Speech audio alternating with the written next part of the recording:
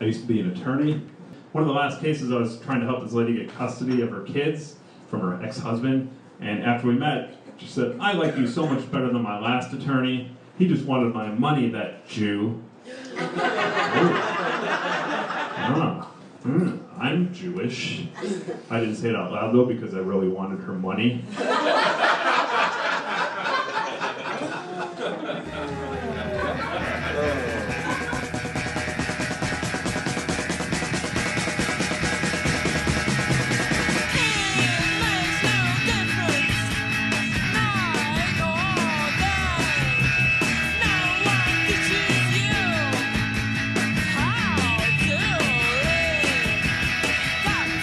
Hey everyone, welcome to what might be the first episode of Woke Dad, might be the 5th episode, might be the 10th, who knows, but either way, thank you for listening.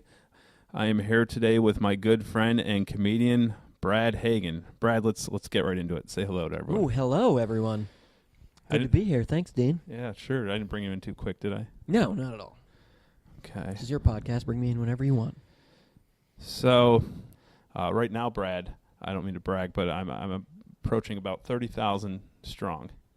Oh, is that braggable? Can you brag about I don't know, because like everyone has like 30,000. I don't know. Do you know how many chicks I follow on Instagram who have like 3 million followers and have no substance to what they do at all? Well, that's the thing. I have it all. I'm a former attorney, comedian, now a dad who dispenses wisdom to the masses. That's a trifecta. I'm not just a beautiful lady. You should have a podcast where you give legal advice for raising children. What is illegal? For a while, everyone was following This American Life, but then you got like Joe Rogan, who just invites people in and you just shoot the shit. Oh my God, he had Nick Schwartzen on this week, and you can tell whenever Joe Rogan has a guest who smokes weed. You can like 5 minutes in, you're just like, you smoke too much weed, Joe. He just started rambling about whether or not we're living in a dream or not, and it was just like a dream. Yeah, whether or not this is a dream. Oh well. Yeah, you need to stop, Joe. That's a degree of separation from like Elon Musk, who is fairly certain that we are living in virtual simulation. Reality. Yeah, simulation. Oh, of course. Which is weird for if I was a person who was as successful and well known as Elon Musk, I would not be like, no, this is a simulation. I'm not responsible for this. This is the way the program is run. There's no way I couldn't be successful. It's a very fatalist thing. Yeah. I feel like most successful people are like, I'm successful because I worked hard and made this happen. That's true, because if we're living in a simulation, that means it's programmed and he's not responsible for success. He had nothing to do with it. He just was plugged in as this NPC. Right. So my great success as Woke Dad is just based on the fact that whoever programmed it wanted me to be mildly successul. Yeah, I wanted you to have approaching 30,000 Facebook followers. You and I met here both as comedians who moved from, I moved from the Midwest, you moved from New Hampshire, and... Don't compare the two. It's weird that I said Midwest from a region New of Hampshire. dummies. It's like I'm Italian. My dad's side is Italian and my mom's side is Austrian, but everyone says like, "Oh, you're Italian Jewish," which Jewish is like a religious belief system. Yeah.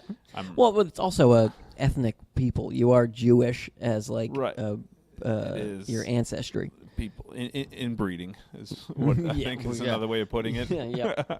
A lot of inbreeding, but it's weird that I said Midwest. I'm from Cleveland, but it's like Midwest itself is almost like a belief system. Yeah, Rust Belt, whatever. You were from a city, at least. But at one point, we were out at a show at Cabin in comedy, East Village one night. Comedy as a second language, R.I.P.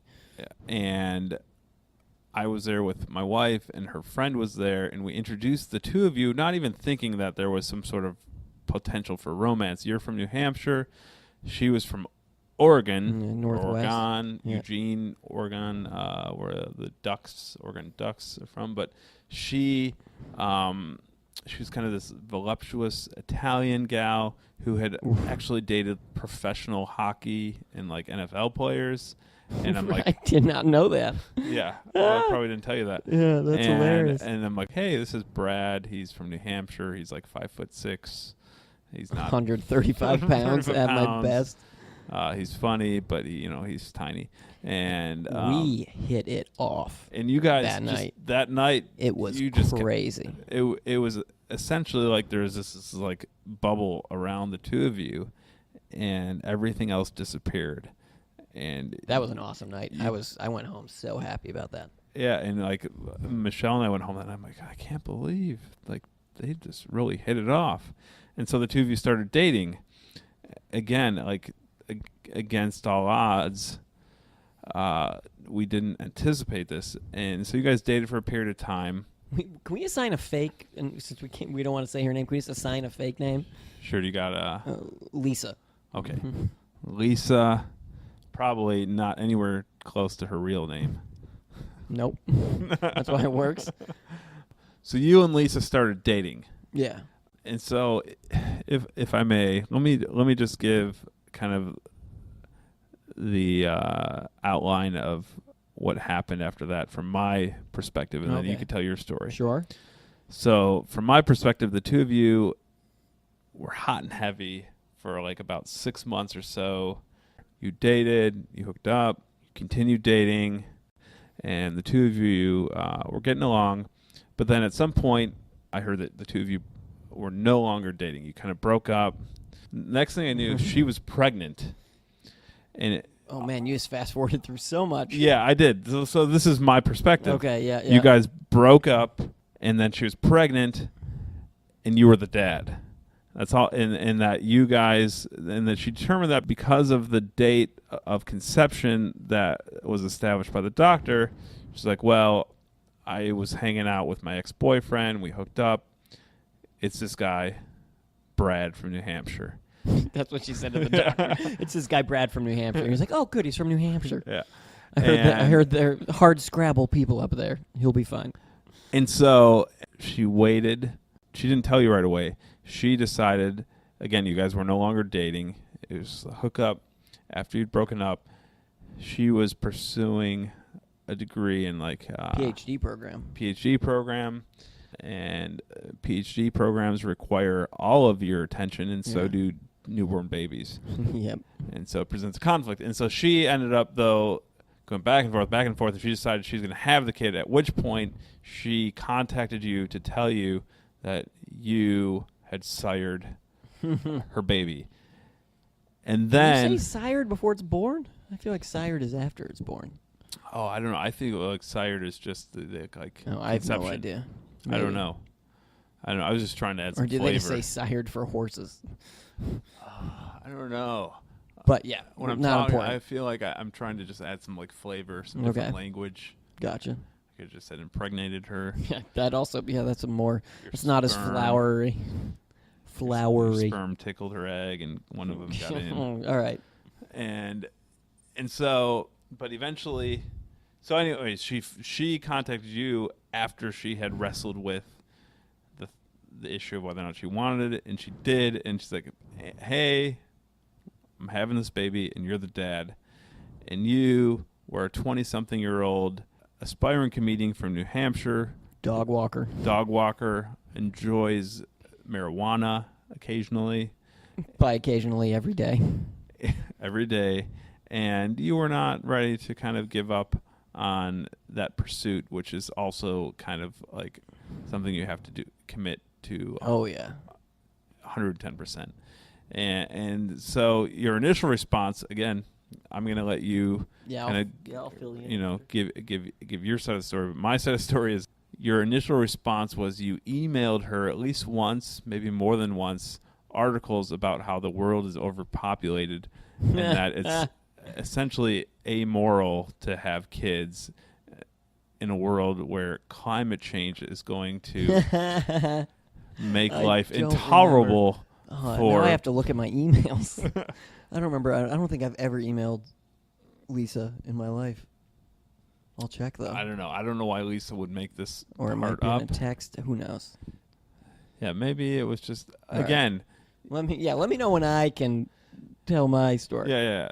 So, and I remember thinking, wow, I feel sorry for Brad because clearly he didn't want to start a family, and then he's only becoming. She's bringing him into the fold after the point where his opinion matters. His opinion doesn't matter at this point. And so he's just kind of throwing a Hail Mary here saying, hey, by the way, did you consider the fact that if we produce a child, that in 20 or 30 years, it will be living underwater? Possibly. Especially if she stayed in New York. Yeah. And that did not go over well. It didn't persuade her. But then, again, I'm going to give you the very abridged version. I'm going to speed it up really fast now. I don't know how fast. But from my perspective, for a few months, you thought you were the dad. And you went from this guy who was just like throwing Hail Marys, trying to convince her not to have the kid, to coming around and accepting the fact that you were going to be the dad. And your mom in New Hampshire was eventually knitting caps for this baby to be. A baby blanket.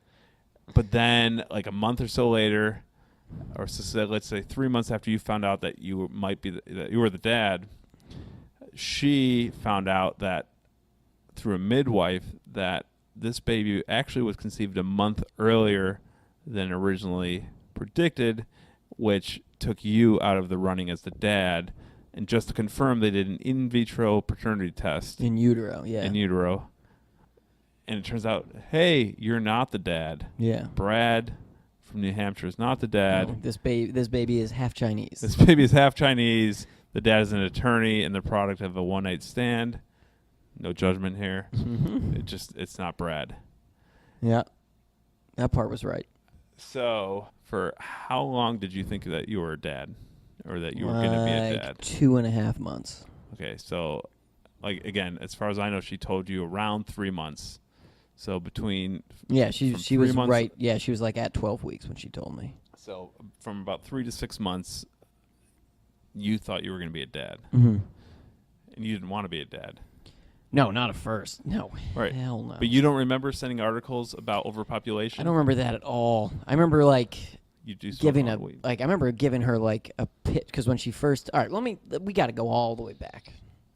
Okay, just tell your side of the story. Right. Yeah, because you and Michelle introduced us. We hit like gangbusters, hit it off. Like even after she left that night, like she left, went back to her place. I went home. We ended up talking on the phone that same night for like 45 minutes to an hour. What the fuck were you talking about? I have no idea. Like she grew up in a yurt in Eugene, Oregon. Yeah, which is awesome. That's so cool. Right. And I would definitely love to hear about someone who grew up in a yurt. She comes off as very cosmopolitan. Oh, man, so like urbane. She like wears like she had so many expensive clothes. Her bra and panties would be like $150. Right. Which is just like crazy. So you look at her and you don't think yurt. No, definitely not. Like, you don't think like crunchy. You look at you and you think yurt. Yeah, which is maybe how we like hit it off. Right. So we hit it off, immediately started dating. But she worked, like she was a therapist at the time, working crazy hours. So it wasn't so like, we didn't even really date, like go out on that many dates. It was a lot of me just going, like, because I lived in Williamsburg. And she lived in Chelsea. It was a lot of me just like riding my bike over to her place and just kind of like hanging out, at like 11 o'clock. And then me getting out of there at like 9 a.m. when she was leaving for work type stuff. Or even earlier than that. Because there was for a stretch where she worked. That's also part of what attracted me to her so much is she was like a very good person. She worked as a therapist in East New York, which is one of the worst neighborhoods probably in America. Yeah, and I remember like a halfway house with like she'd come home just with like these horror stories about the people she was dealing with, and it was like a hour and a half commute, maybe 2 hours on the train each way. Yeah, just to break away for a second, when Michelle and I were dating at one point, she ended up in East New York because she missed a stop on the train. Oh, jeez. She'd been there for a while, but and I was new to New York though. When she said she called me and she's like, I'm in East New York. I thought that she was in the Upper East Side. No, very different. Yeah. And also, because Lisa was like a very attractive and like just a very sexy woman. Right. Like, just, Unlike like, my wife, not sexy at all. Just like you just look at her, make like she's gave like a sexy vibe off. So like I can't imagine how horrible it was walking in East New York. Like I live in Bushwick, which is a very now gentrified neighborhood, and with walking with my ex-girlfriend, like how much she hated, like she'd have me walk with her, like if she was going anywhere, she's like, can you walk with me? And after seeing like the catcalling, like, oh yeah, definitely, like it's just so uncomfortable for women. New York is terrible. But yeah, so we started dating, and then yeah, things were going very well for a stretch, and then it was around the 4th of July. No, it was when I helped you move. This was like the first bump in the road. She also helped you two move into your place in Brooklyn Heights, and we were like all hanging out drinking later, like after you had moved in, and she like had made a comment about me not caring or something like that. Caring about what? Like about her feelings or something. And I made a comment about, because she had a sister with addiction problems. I made a comment about like how like I let her like cry on my shoulder about her sister, and she like took great offense. Like she was very offended that I would like bring up her sister or something like that, and tried to like. So you brought this up defensively, like, oh, you say I don't care. Yeah. But also like just kind of like jokingly, like in a sarcastic manner. And that like she got real upset about that, and like tried to like, because she was supposed to come home with me that night, and she like tried to just like walk, and she just like was like, I'm out of here, and just like went to walk to the subway, and I was like, and I've done this before, it was like, no, you're acting irrational. Goodbye. Yeah, you want to like, I'm not going to respond to you storming off. So then I did that, but then I ended up calling her and went back, and then we like took a cab back to my place. I thought things were good, and that was right around July. It was close to July 4th, I feel like, because July 4th was like a week later, or like the next weekend, and then she bailed on me on like hanging out and going to a barbecue. She like went to a different barbecue and like wouldn't like invite me to it, and I was like, it was very apparent. So that like created some drama, even though she ended up coming over that night, and then we ended up going. That following weekend was the weekend in New Paltz. While we were at New Paltz, her niece like went around and wrote in marker all over like the house, like her older brothers, like initials with like an X through it. And then we're all standing outside in a field, and you made a comment about like her being a serial killer for doing that. Hey, I was watching Dexter at the time. And she I made a logical leap. Rightly got offended by that and like and stormed off and went inside, and I didn't follow her. Like I stayed with you and was just like hanging out. I didn't even really think about the comment you made. So then that night when we were like going to bed, she like basically like dumped me in the like before we went to sleep, basically, because I wasn't paying attention and blah blah blah blah. But then we like the next day got back together, and then I think it was that. This was like one of the creepiest things that's ever happened in my life. I think it was that same night. She wakes me up at like 4 a.m. because we're in this exterior, this separate building from the house. This little one room is like a writer shack that they like turned into like an outside apartment. She wakes me up and is like, I hear screaming. And I was like, what are you talking about? And I listen out the window. I was like, there's nothing there. And she's like, no, I heard like a child screaming. And I was like, what? We're in the middle of nowhere. And then all of a sudden I heard it too, like this, and I was like, what is happening? So we both run out of that little like writer shack. We go in her backyard, and there's her niece, totally naked. She's like 5. She was naked all the time, just in the backyard, crying at the top of her lungs. And she like scooped her up and like brought her into like up into her parents. It was like, I guess she woke up. She had gone to sleep with all the adults were in the backyard like having the party, and then when she woke up in the middle of the night, she went back there to find the adults, and they weren't there, and then she freaked out. But it was just a weird, traumatic, like it was a weird thing to see this little Chinese girl just screaming at the top of her lungs at 4 a.m. in the like basically the woods. But I think that traumatic moment helped us like bond a little bit more, so we got back together. But that didn't last, because then like a week later in New York, she dumped me. So it was only like 6 weeks, maybe 8 weeks, that first like round of being together. So then she dumped me. I tried to like fight it and be like, I think it's a bad decision. She wasn't feeling it. And then it was like 4 months later, or maybe like 3 months, I recorded an album and invited her to go. Comedy album. Yeah. Not even sure if she was like, I was like, I'll just invite her. If she wants to show up, that's fine. She showed up and sat front row, which was interesting because I had a whole chunk of jokes about her, and you can see her on tape in the front row. It's very a little awkward. But then that night, she invited me back to her place, and I felt kind of bad because I had a friend in town who was visiting, and I was like, dude, you cool just taking my keys and going back to my place? I'm not going to hang out with you tonight. I know this is the one night you're in town. I haven't seen you in like 3 years. And he was like, why? And I pointed her out, and he's like, oh, yeah, man. Yeah, you get out of here. You pointed her out the show. Yeah. I pointed her. I was like, well, she wants to go back. She wants me to go back to her place. So that happened. So then we ended up getting back together for like another 6 weeks, and then broke up just because it like wasn't the same. Like there was definitely something wrong that second go around, and so we broke up again. But that time I broke up with her. Had she seen you perform before that night? I don't remember. Actually, I feel like she must have. But so we ended up. You performed. You got back together. We got back together. This was like mid-October. We get back together. We break up. I think it was the day after my birthday, which would have been December 12th.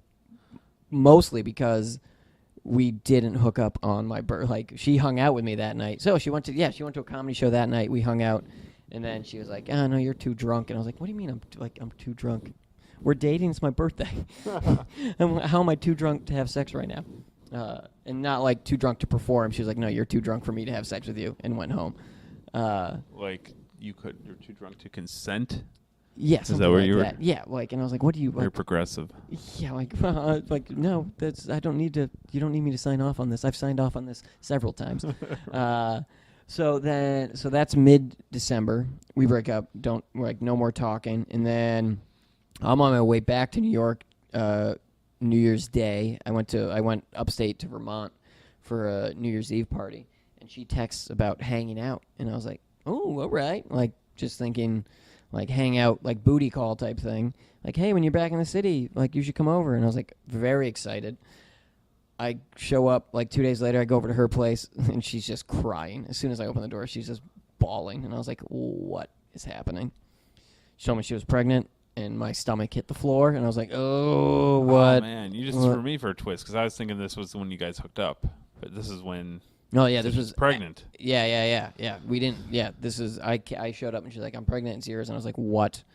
And she we talked about it that night, and she was like, "I was like, I don't know what I want to do." And she was like, "Well, think about it for a few days and come back, and tell me what you want to do." And she was already 3 months pregnant at this point. I think pretty close to it. Yeah. Right. Like she had already but told. She asked you what you want. Yeah, she had already told her family, her parents, and this is the other thing.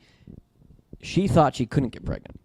The whole time, like, we had unprotected sex, not every time, but a handful of times, because she had said, her doctor said she was infertile.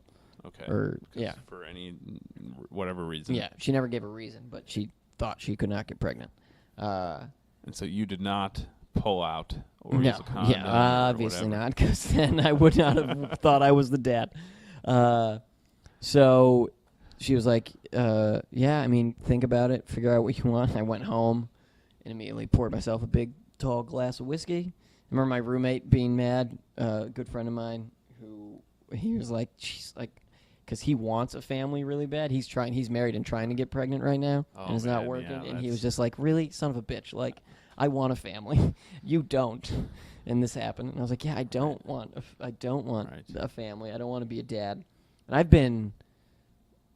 I've been fundamentally opposed to, like, myself reproducing since I was in college. I was like, there's enough people in the world, enough children who need families in the world that I don't need to make my own. I feel like it's not selfish. There's nothing special about the Hagin genes that you want to pass on? No, hell no. I'm short. I was born with a heart defect. There's rampant alcoholism. There's a lot of reasons not to pass these genes on. What are you ethnically? Just English? Huge. No, like English, Dutch, German, Persian, Irish, There's a ton of that stuff. all sounds the same to me. Yeah, Persian is the same as Dutch. No, it's a huge mix. But so anyways, so I basically had like 2 days to come up with the best pitch on why she should abort this child, which is why I don't remember. I don't think I ever emailed her anything, but I'm sure when I was like reasons I don't want to have a kid, I'm sure it was like overpopulation, which is still how I feel to this day. Like, right. So let's assume that you communicated either through an email or a link or text. Yeah, I did something. That among your reasons for why she shouldn't have this kid, you said that the world is either overpopulated or going to be overpopulated and for unsustainable. What the resources we have climate available. change, etc. Yeah. It's just a more not having your own children is a more environmentally responsible thing to do.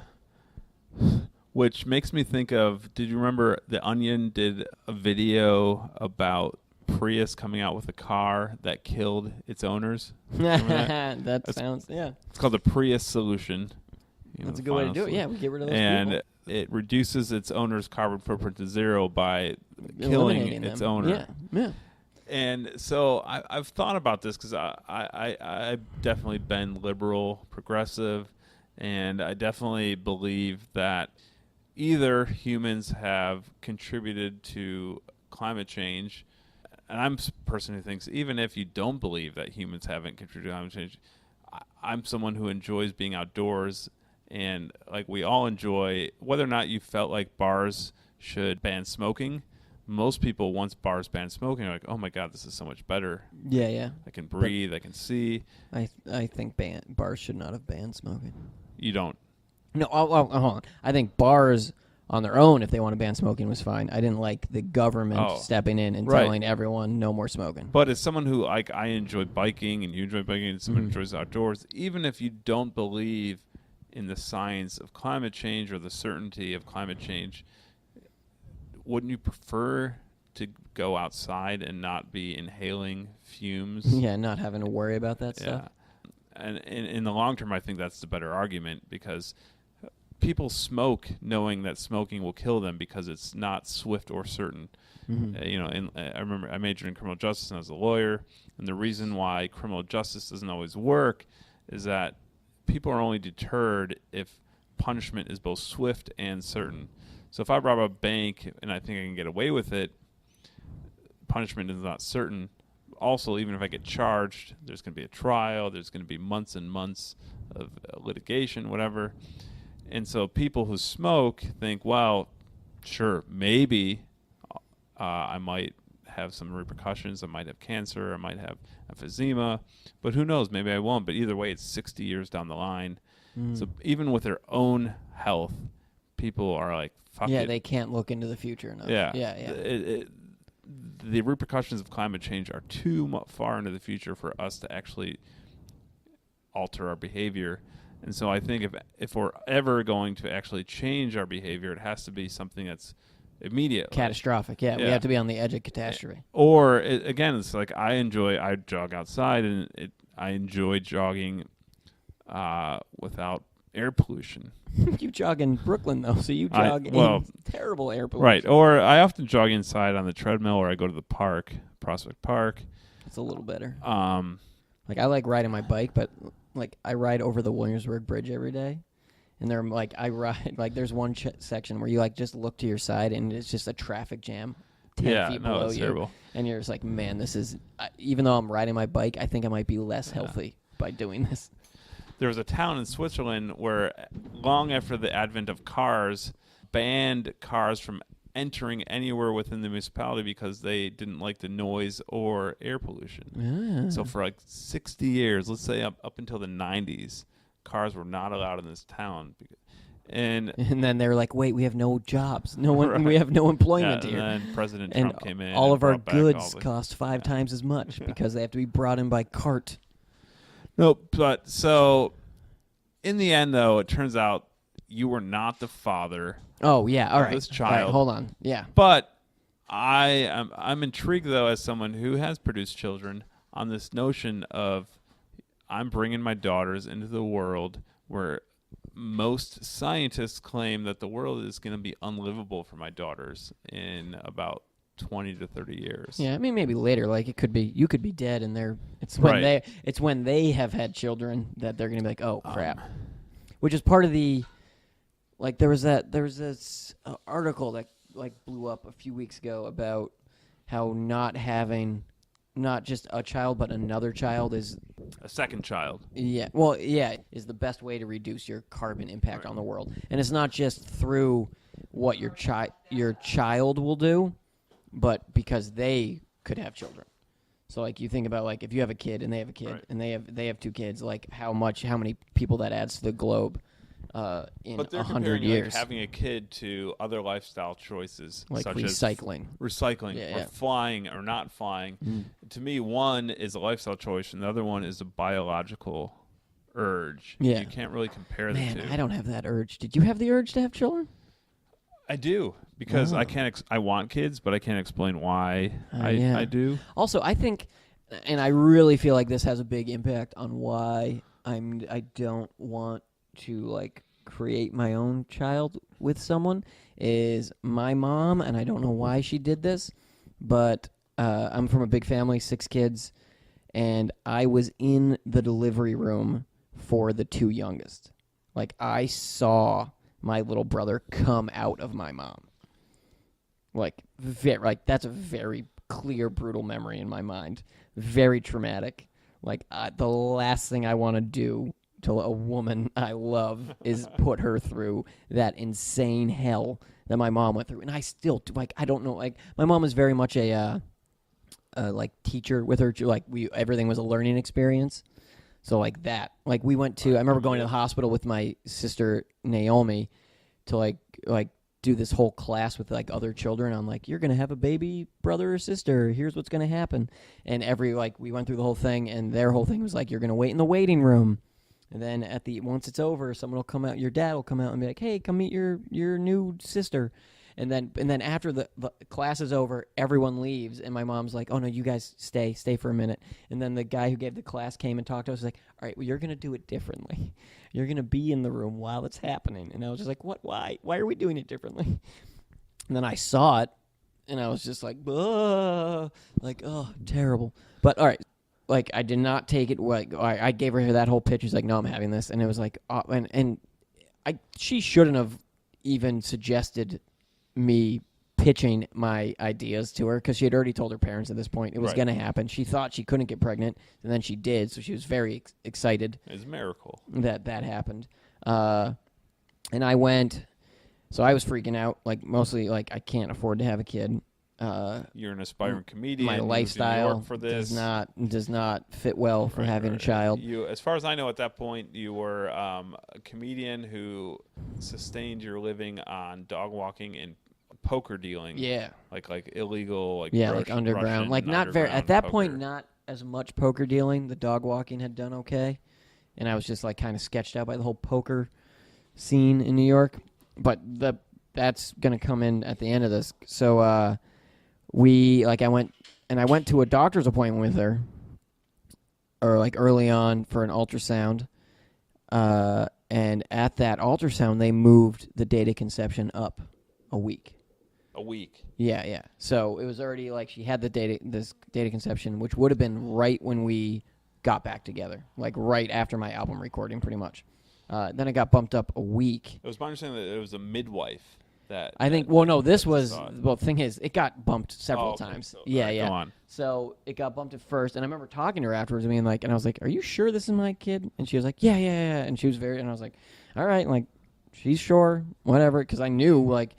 There was that 3 months phase where we weren't even talking to each other. I had no idea what she was doing. And so she said, yeah. So I was like, all right, cool.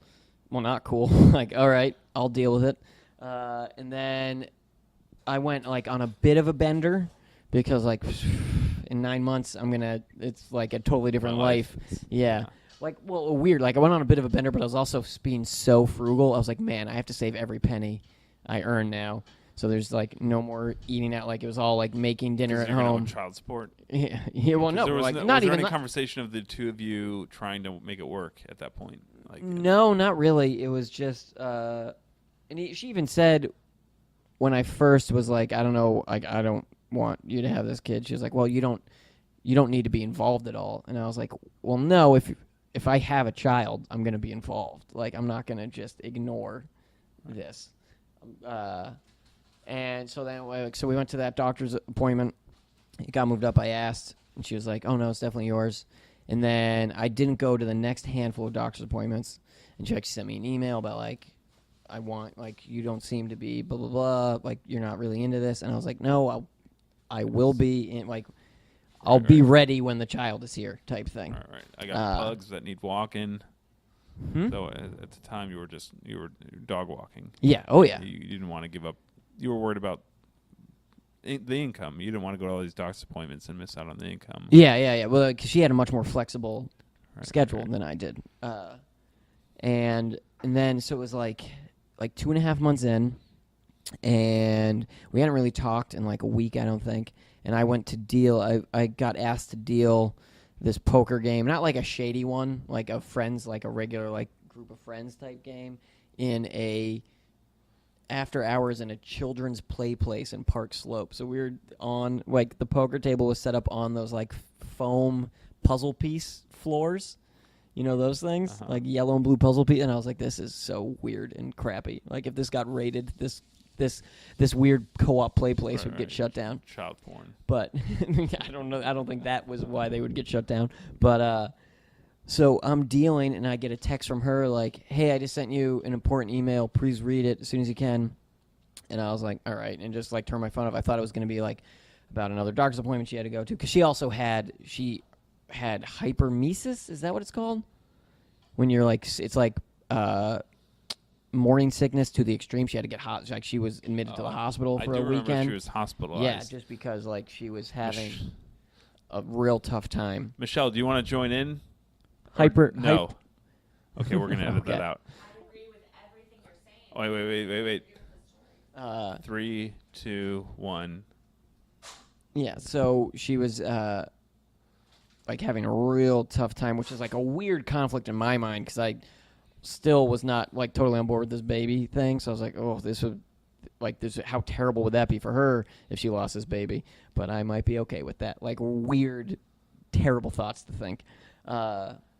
And so I'm at that poker game deal, and I get that text message from her like, hey, important email. And I just ignored it, thinking it was like another doctor's appointment or something that needed to be done.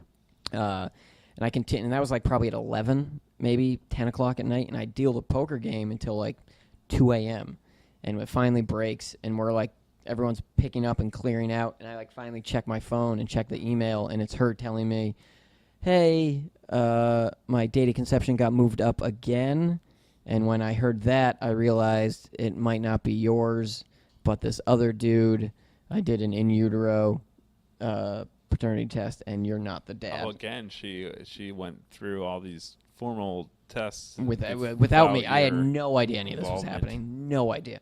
And I got very excited. These 3 strangers at the poker table who I've never met before all high-fived me. And we're very happy for me. Do you remember what you said? No. I'm not the dad? No, I think I explained a little more. It wasn't like Maury style or Springer style. I was just like... Not the father. I was kind of like, what? And they all looked at me, and I was like... Blah, blah, blah. But then also, like, I'm like... Right after that initial wave of, like, relief, I became, like, kind of suspicious. Where I was like, maybe this is her, like, getting me out of the picture type thing. I was like, I think she might, like, because of how I've been acting the last, like, month, just be like, Brad's not into this. I'm going to get him out of here. Right. So I think I called my sister at, like, 3 a.m. to talk to her about it. And then when I talked to her the next day, like, I think I mentioned, like, I asked if I could, like, see the paperwork, and she got, like, offended at that, which I guess is fair. But then I waited. I followed on Facebook, and I waited to see that baby. And see. So all the way through, you weren't sure. So, yeah, let me bring back my perspective on this is that, so you were resistant, understandably, considering, you moved to New York to pursue comedy, you were not. It was kind of like Knocked Up. We weren't Up. Together. It's kind of like the movie Knocked Up, but in real life, you're pothead, and, and she's... And it was funny, a bunch of comics Like, and it was great for my comedy. Like, I was crushing it at comedy because that's a lot to talk about. And like all the comics were like, "Wait, sounds like you have a great thing going. You knocked up this successful woman who's gonna be okay. Like you're gonna be fine. Like it's not like you're in dire straits here." And I was like, I still don't want to be a dad. Right. I'm like, this doesn't matter who the woman is. Yeah. All right. And so the most heartwarming part of the story is that you went from not wanting to be involved to coming around eventually, and that your mom was knitting a cap or a baby blanket. Yeah, she knitted it. That was your mom in New Hampshire, your Mormon mother. The FaceTime call with my parents explaining what was going on was brutal. Like, it was because they knew I wasn't even dating anyone at the time. So I was like, oh, hey, it was my mom, my dad, and my youngest sister. And I was like, hey, guys, what's going on? And they were like, what's up? And I was like, oh, I got some good news. I'm going to be a dad.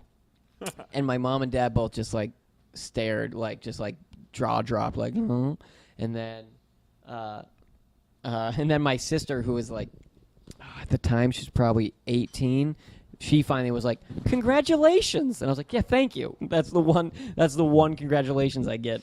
Thank you, Mom and Dad. And they was like, who is this? And they knew her. Like, I talked to them about her, like, right when we first started dating, like, 10 months earlier, when I was, like, super excited. And, I mean, they warmed up to it.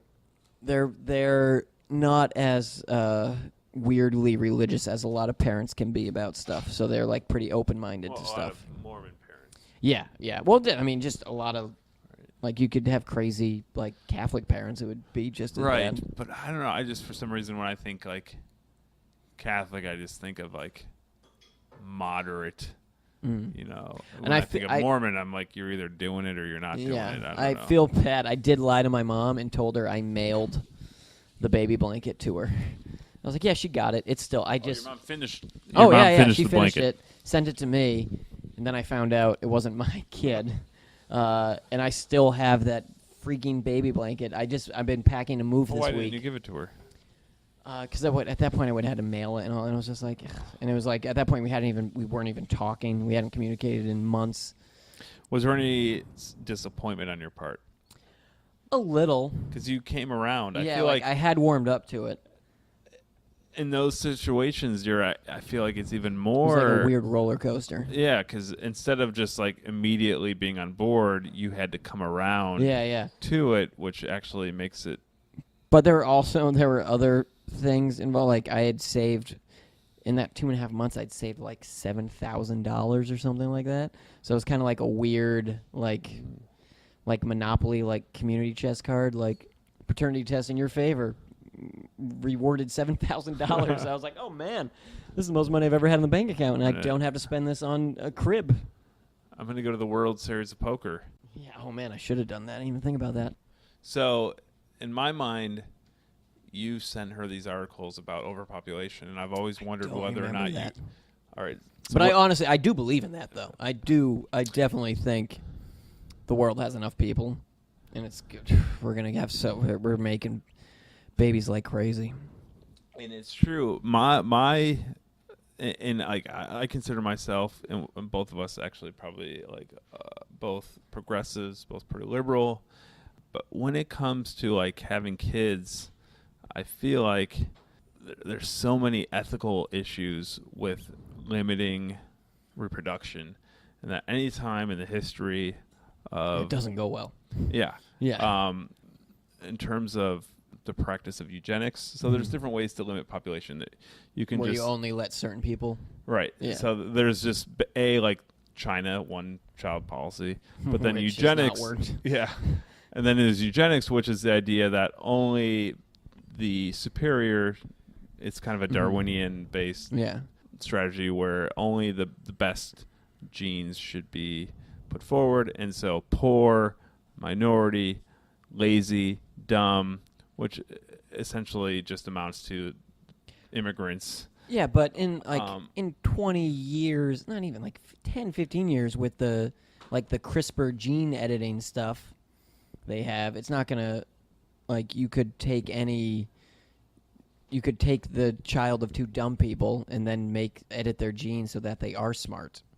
So it won't really, who's involved in making the baby will have even less to do with it, which I think is going to be a weird thing because even that's something that if that science becomes available, even if they make it illegal, it'll just be like the super rich are the ones that are going to be able to like skate the laws. Right. And then, so like in like 50 years, everyone who's competing in the Olympics is just going to be like the son of like a millionaire. They're all like just because they're going to be the most perfect humans. Yeah, the whole CRISPR thing definitely goes beyond the scope of this podcast, and if you're interested in learning about that, listen to the Radio Lab CRISPR episode. Yeah, because I've also heard that there's still actually kind of. And did you hear understanding that new? I think it came out today or yesterday. The World Health Organization report about sperm fertility, how it's on the like worldwide decline for men in the whole and they're like, it could end up with a, and this is like a very slight possibility of this. We could end up with a, what's that? Is it Clive Owen? Sexy.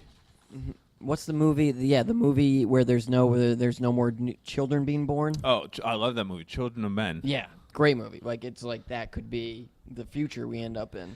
Is like all of a sudden no one has but then with the CRISPR stuff, they could probably just do it without where you don't even need the men anymore. Well, attraction actually increases the odds of reproduction. Attraction does? Attraction. So attraction actually influences the motility and other descriptors of sperm. So your sperm is more likely to actually get to and penetrate an egg if you're attracted to the person you're having sex with. Oh man, if that is the case, I'm like, so that the recent ex-girlfriend who I just broke up with, the catalyst of us breaking up was because I told her I don't want to have children, or at least not like biological children. I would be okay with adopting in the future, but she desperately wants to have her own child.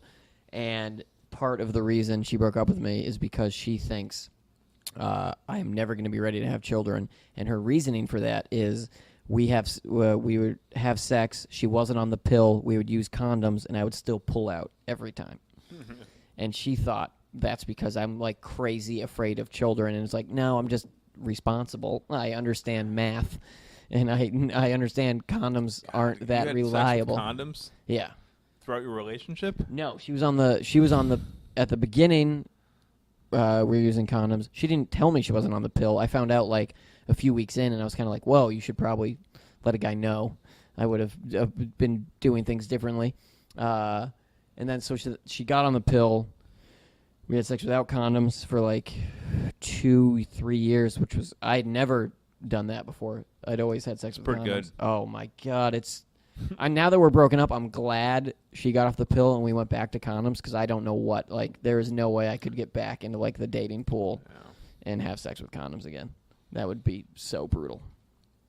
And, so her whole idea of, me, which now that you say that, attraction, because the physical attraction was definitely very strong in our relationship, super strong. So I'm glad I was denying my boys the chance to perform their task. Yeah. On that note, my wife and I, the first time we tried to have kids, she got pregnant. First time you were trying to make it happen? First time we first tried try to make it worked? Happen. First try, she got pregnant. Holy cow. She ended up having a miscarriage, which could be a recurring theme of this podcast, is kind of bringing to the surface issues that, for some reason or another, are kept beneath the surface. Is she had a miscarriage, and I ended up talking to friends about it, and almost everyone I spoke with said, "Oh, my wife also had a miscarriage."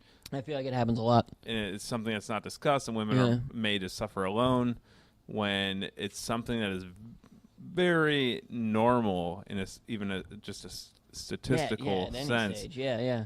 And so she had a miscarriage, and then we waited a certain period of time, And the first time we tried to reproduce again, she got pregnant, and then it was twins. Jeez. So I would like to take this moment to say that this is proof that I'm very attracted to my wife. That's a good. And she's not even in the room, guys, so I can't believe he's saying this. Yeah, there's no reason for me to be saying this, but it's proof positive of my attraction because my sperm were very motivated to find that egg. I guess so. Jeez, good for that's insane. I know, because in my family, with my I have sisters who 3 of them have children, and like the oldest tried for years before she finally got pregnant. Like years and all these fertility drugs that turned her into a huge bitch. Like she like almost ruined Christmas one year because she like just like threw some fit and like stormed off into the other room and refused to like open presents with us anymore. And it was just like, what is happening? And then we found out later it was the fertility drugs. And then the next youngest, or my younger sister, years later was going through the same thing and started taking the fertility drugs and then stopped because she's like, it's not going to help me to be pregnant if I don't have a husband anymore, because she was a huge bitch because she was on all these crazy hormones. So they both went through all this work. And then my other sister, Liz, who never, like, she was in the Navy, didn't really, like, never had a boyfriend or any serious relationship, and, like, we never thought of her, like, wanting to have a family. All of a sudden, she met this guy, got married, and got pregnant like that, like, within months. And I could tell, like, my other 2 sisters were just like, what the hell? We're the ones, like, we've wanted babies forever. You just finally got on board with this baby thing, and just boom, it happens. And it did. It was like, yeah. So I've got, right now, I have 1, 2, 3, 4, 5, 6 nieces and nephews, all under the age, well, one is 7, and all the rest of them are under the age of 3. So it's just baby crazy, which is part of the problem. Last Christmas, we went out, me and my recent ex went out there to, like, Babyland. And I was going to go by myself because I couldn't afford to buy plane tickets for both of us to fly to Utah for the holidays. And one of my sisters was like, well, I have Miles. Why don't I fly Tina out too? And part of me was like, no, I don't want Tina to be around all these babies because I know what's going to happen. And that's exactly what happened. She was around all these babies and just, like, immediately was like, baby. I hate to use the term baby crazy because I feel like it's unfair because it's like an evolutionary thing. But she definitely got and to this day, she still says she wasn't ever trying to get pregnant in the last year. But we would definitely, she would use like an app to track her cycle. And there would be that 1 week in the middle of the month where we would have so much sex and then nothing else going on the either side. It'd be like, wow, we just had sex for 5 straight days. What's that about? And then I'd be like, oh, yeah, that's what that's about. Your cycle is telling you. Your app is telling you. Yeah, she would not tell me. Put together. Yeah. But I'd be like, yeah, I know what just happened. And this, oh, man, this is like a real shot in the dark. And I might have to ask you to edit this out later. We'll see. We're moving out, or she's moving into we're moving into separate apartments. We're moving out of where we live now, but she had moved out first. And she moved out Sunday, and she, like, grabbed not very much stuff. She grabbed, like, a bunch of her clothes, her dog and his stuff, but she also grabbed, like, the bedroom box where we kept the condoms and, like, the sex stuff, like the handcuffs and all that stuff. She just grabbed the whole thing. All that stuff. Which I was a little upset about because she took all the condoms, which is like, I didn't think she was, like, trying to, like, send me a signal about what she was doing. I just thought it was rude she took all of them because I bought them all, and condoms are expensive. They were not free condoms provided by the city of New York. No, I went on condomdepot.com and bought a pack of 100 Crown condoms. Nice. And then I texted her the next day, be like, why'd you take? And she was like, what do you mean? I was like, well, and I had to, like, kind of fight back. Well, I want you to bring those back. And then she came by yesterday to get more of her stuff and didn't bring them back. I didn't mention it. And I'm gonna I have to pick stuff up at her apartment her new apartment tomorrow. I'm gonna bring it up again, and if she like tries to get out of it again, I'm gonna be like, you did something to these condoms. I'm gonna definitely be like, Well, what? Why don't you want me to have these condoms? This is a Seinfeld episode, but she doesn't actually use the condoms either. Like, technically, yeah, they're for the men. yeah, exactly. Because I remember there was a Seinfeld episode where Elaine had these sponges. Yeah. And That's she for the women. did not want to give up any sponges. But condoms are Yeah, they're for the guy. for the guy. We also, the other thing I want out of that box is one of our problems. She doesn't know it was a problem. Is like we were on very different levels, sexual energy wise. Like I'm a extremely horny man.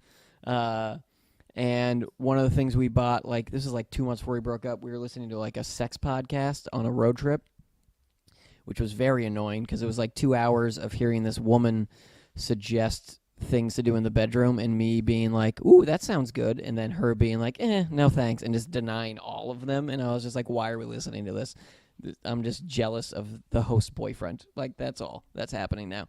But one thing she did get on board with was she pitched these oral strips that you like put in your mouth, and when you go down on someone, like male or female, it just changes it to that flavor.